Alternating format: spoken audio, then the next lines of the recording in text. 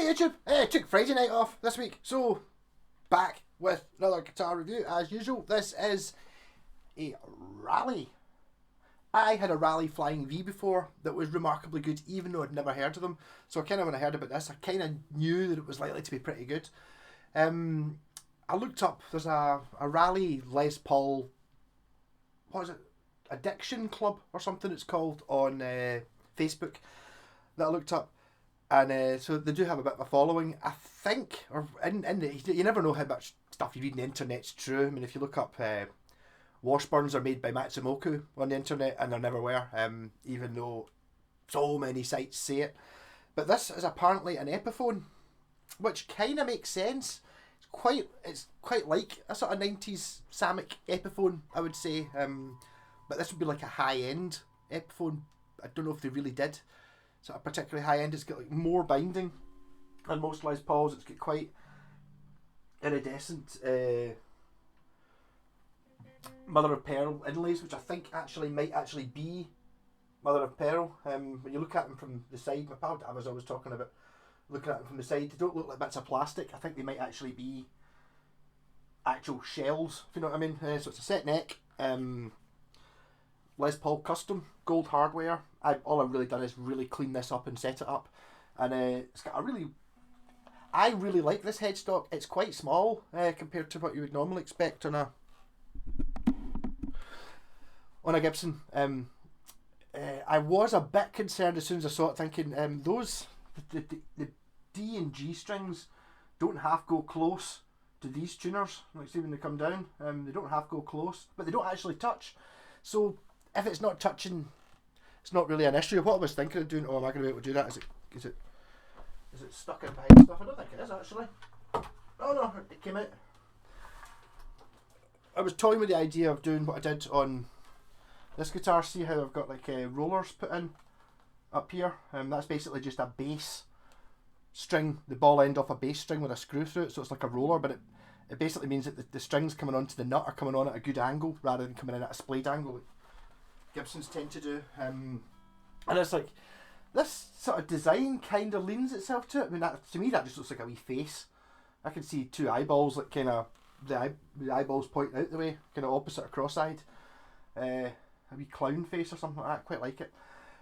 Just adding to the wee bit of sort of slightly fanciness in this guitar. It's got a good weight to it as well. It's got big pots in it, which is, I don't even think Epiphones had big pots at this time. And the tuners they're not Grovers, they say Jinho on them, but they look like Grovers. You know, the sort of slightly chunkier style. There is a sticker, remnants on the back of the headstock, which I think probably said made in Korea. And the Sung-Il hardware, the pickups aren't marked what they are. They're basically just it's a nice Les Paul. I don't really like Les Pauls, but this is a nice one. It really is.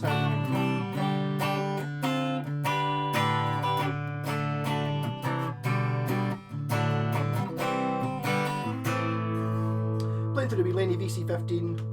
That cabinet, I always say that because whenever I don't say that, somebody always goes, "Oh, you should say what equipment you play through." You can probably put it in the description, but here I've said it now. So obviously, I always say humbuckers don't really sound that good clean. Maybe you can kind of kill the volume and the tone a little bit, you can get decent clean sounds.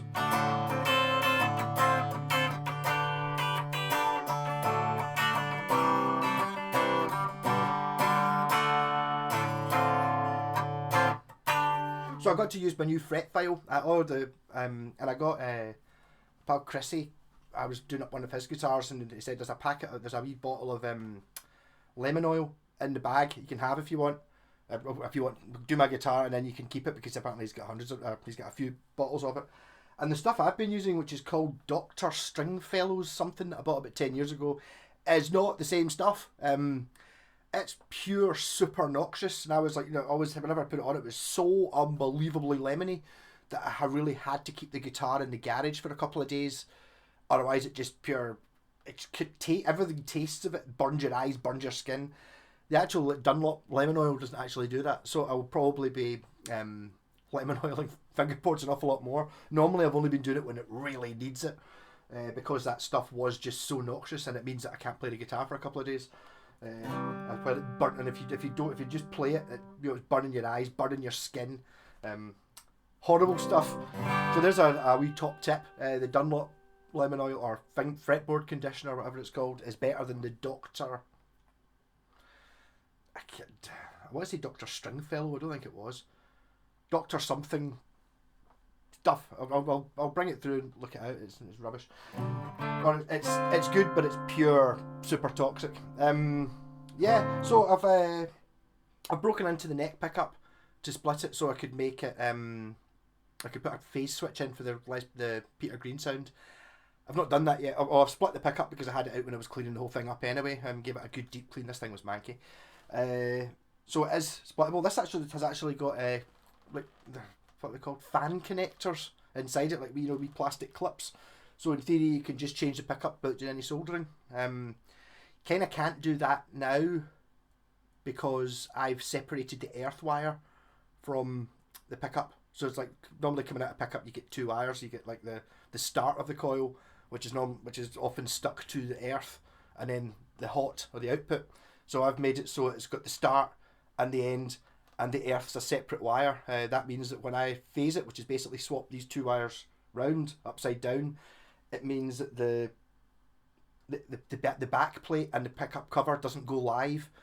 So you can phase it without having any issues. A lot of the time, I think I've done guitars before where it's like if you do that and you touch it, it's like touching the end of your lead, because all I've done is swap the wires around, so you need to separate it out. Yeah, so got a bit with the bridge pickup, this with the neck pickup. Very full, so very plummy, maybe is a word I've heard used.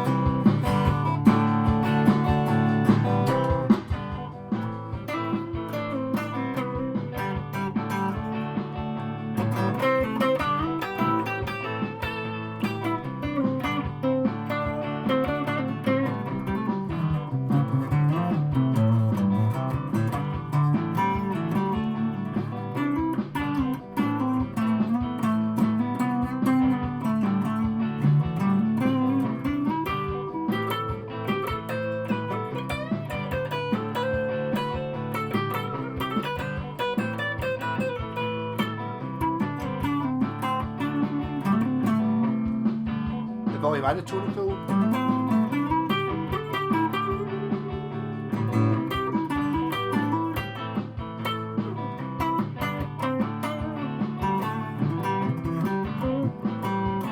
The woman tone, where you turn the tone all the way off. Saw a video of Clapton talking about that.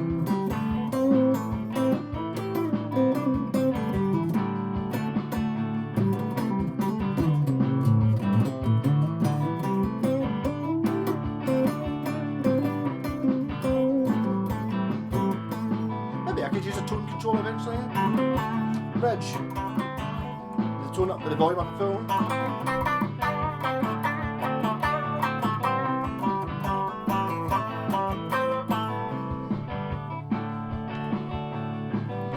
Cut in the corner of my eye, my telly's going into shutdown mode. So basically it seems to do it in every video.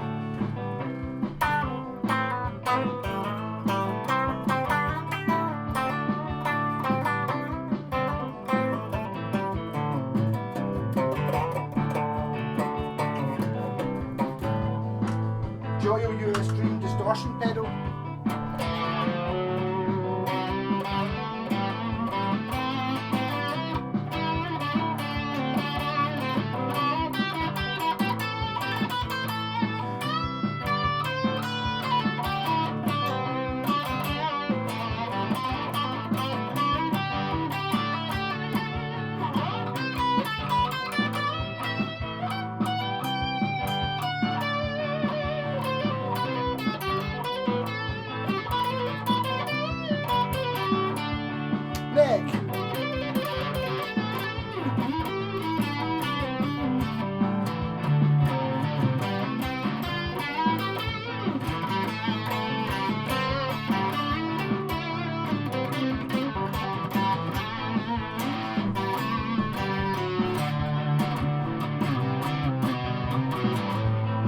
pickups.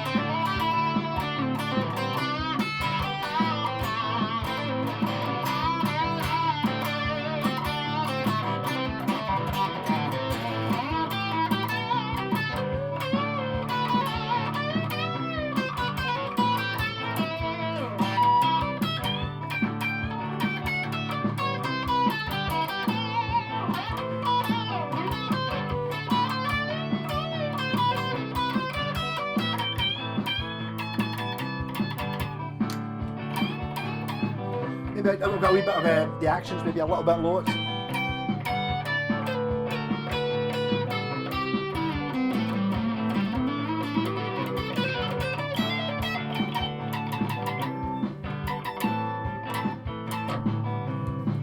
That's one of the original faults with the Les Paul, because of the angle of this strap button. You're kind of, when you're pulling on it, it's kind of wanting to peel it off, and that's why you want some sort of strap lock if you've got a Les Paul. But I think what I've done is I've gone and see if yeah, it's not even one. It's not even the 1 pence at the 12th fret. So basically, I just need to raise it up a little bit.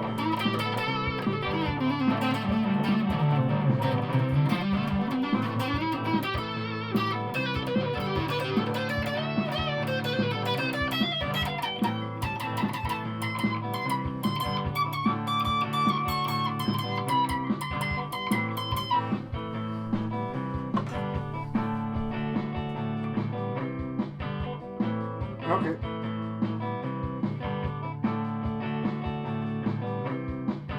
Got a wee bit of a high fret actually here.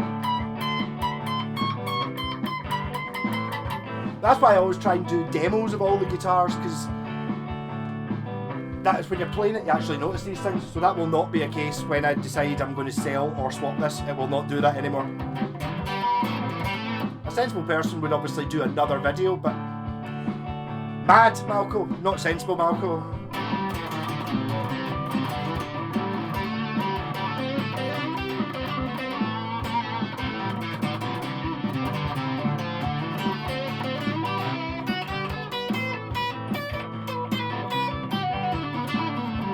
I put the action really low on this because the guitar could take it.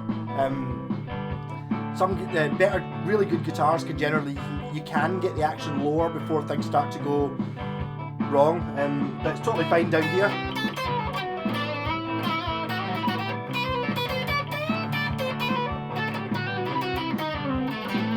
I think to be honest, what happened was something happened when I was doing the fretboard, and I kind of got distracted before I got to the top. I always start at the bottom, so I've maybe not quite finished it.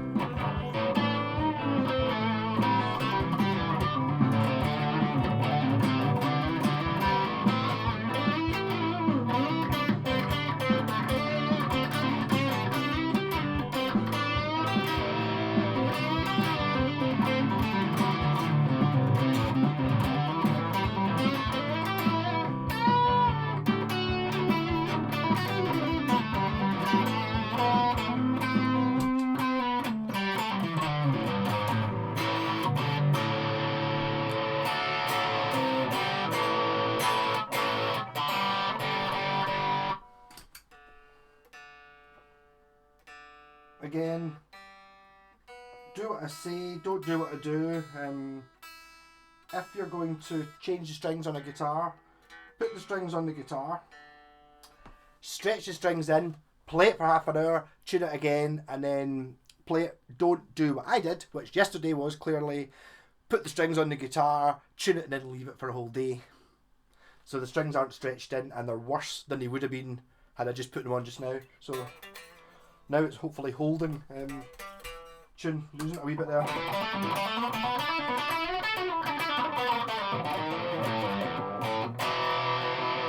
Yeah, so I mean, as far as a gigging Les Paul goes, go for it. I mean, I would, in some ways, this is better than an Epiphone one, like kind of any of the Epiphone ones. I would actually say I had one in a while ago. I can talk about this because I now know he sold it. A Koa Epiphone Les Paul. This is a better guitar. And it was like a £600. Not weight. And I do know that there are apparently 70s Gibson Les Pauls that do weigh £600, but I'm talking about price wise. And maybe the rally thing, the Epiphone, although it's kind of a thing that says, oh look, an Epiphone there by Gibson, we know that's good. Whereas, you know, it's not a real Gibson, it's an Epiphone, whereas this is a rally, which is like pure, well, we don't know about him.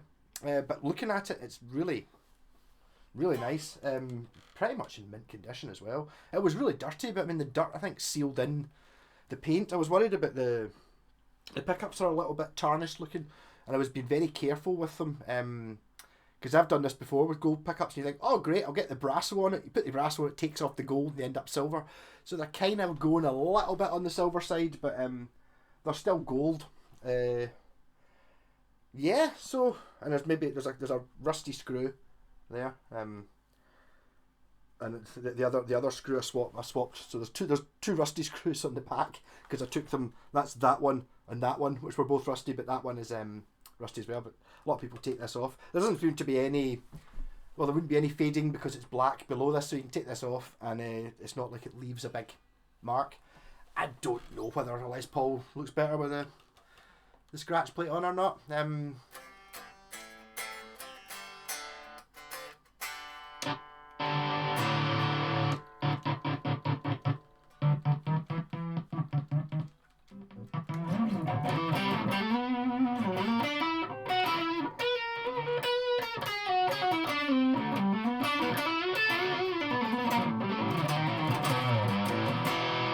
I think what I'll do is, once I've done this, I'm going to spend tonight, and I'll spend half an hour sorting out that high fret, which is just, this is a fret rocker. If you don't know what it is, what you do is you put it on, and you put it on the frets, and it should sit totally still and not rock back and forward. So all these are okay, and then you get to this one, and then this one, I don't know if you can hear it. You can actually hear it going, that one.